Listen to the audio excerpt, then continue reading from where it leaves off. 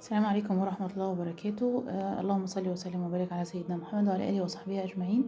أنا النهاردة جايبة لكم شوية منتجات هتعجبكم جدا، يا ريت تجربوها. المنتجات دي أنا جربت غيرها كتير قوي وكانت للأسف مش حلوة خالص، ومنتجات مشهورة وناس كانت عاملة لها إعلانات كتير وريفيوهات كتير، بس ما كانتش حلوة. أنا النهاردة جايبة لكم الحاجات بقى اللي بيقولوا عليها نينجا فعلا. نبتدي بإيه؟ نبتدي بالزيت ده. الزيت ده اسمه ايفر بيور. الزيت ده زي سيرم كده، امريكي، بس حلو جدا يا جماعه، بيطر الشعر جدا وبيفك التشابك وحلو قوي قوي قوي. استعملت كذا سيرم قبل كده، بصراحه ما كانوش حلوين، وكانوا براندات برضو بس ما كانوش حلوين. الزيت ده كان في حدود 90، لا سوري 109. بس دلوقتي طبعا الكلام ده مثلا من كام شهر، 4 5 شهور، دلوقتي غالي جدا. وفي منه بالكرياتين ومش عارفة ايه كذا نوع، بس النوع ده جمع شعري جدا. دي اول حاجة. تاني حاجة، في عندنا الغسول ده.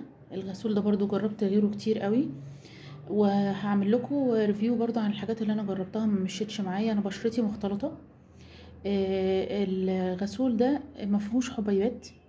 الحبيبات مشكلتها مع بشرتي ان هي بتعمل كل يوم لما بغسل بيه واستعمله بتعمل تقشير او صنفرة، فطبعا ما تنفعش خالص مع البشرة يوميا يبقى فيه صنفرة كده على البشرة.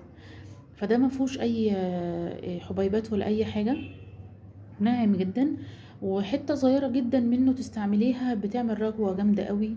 وهو حلو بصراحة، يعني انا يعني هو تقريبا زي ما هو انا بستعمله بقالي يمكن 3 شهور ولسه قاعد زي ما هو معايا. انا طبعا بستعمله يوميا وساعات الصبح وبالليل. وهو بس مشكلته ان هو مش بيعمل ازالة كاملة للميك اب، بس هي دي مشكلته. آه اللي بعد كده البرايمر بتاع دكتور راشيل بالفيتامين سي.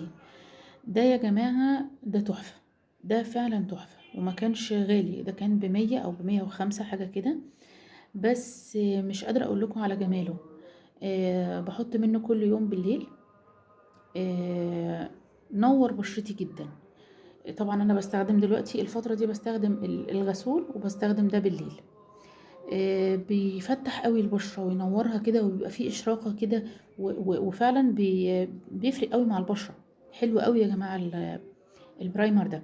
وبحطه برضو قبل ما بعمل ميك اب، بحطه بيثبت الميك اب لفترة طويلة.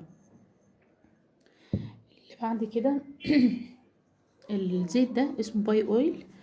باي اويل ده انا قلت لكم على في الريفيو اللي فات اني انا استعملت زيت وكان حلو جدا. الكلف، بصوا، يعني الكلف تقريبا راح بيه شهر واحد بس ولقيته راح. استعملته مع الكلف بعد الولادة كان تحفة. انا كنت محتارة في الكلف ومفيش اي حاجة خالص جايبة معاه نتيجة. الزيت ده كان من شهر واحد خلى مفيش كلف نهائي، وبيفتح جدا لان هو مليان زيوت وكل الزيوت اللي فيه طبيعية. وفي منه الحجم ده كان تقريبا ب350، وكان في انا خلصت دي تاني علبة، وعندي علبة جوه لسه ما فتحتهاش. العلبة الصغيرة عاملة 150 تقريبا، ودي عاملة 300، 310 حاجة كده، ممكن تكون دلوقتي وصلت بقى 350. كريم البانسينول ده مش ترطيب، ده للشعر.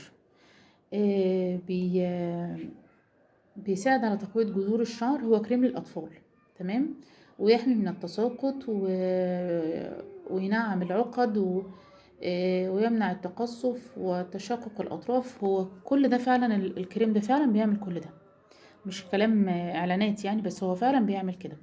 الكريم ده في منه أخضر وفي منه أحمر. الكريم ده يا جماعة عايزة أقول لكم إن هو كان جبته بعد ما استعملت مجموعة كده مع ابني. كنت متخيلة يعني ان هي من الريفيوهات اللي اتعملت عليها ان هي هتبقى كويسة جدا، بس بهدلت شعره.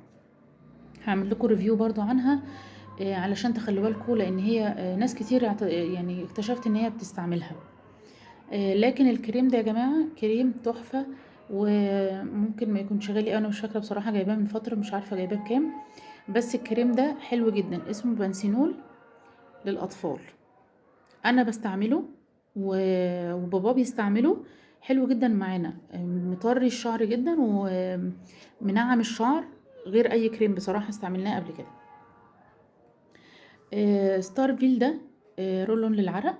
يا جماعه عايزه اقول لكم برضو مجموعه ستارفيل للعرق حلوه قوي، ولكن في منها انواع اللي هي بروايح. يعني انا دايما كنت بجيب ستارفيل اللي هي الوايتنج، اللي هي من غير ريحه خالص، اللي هي الستاندرد بتاعتهم.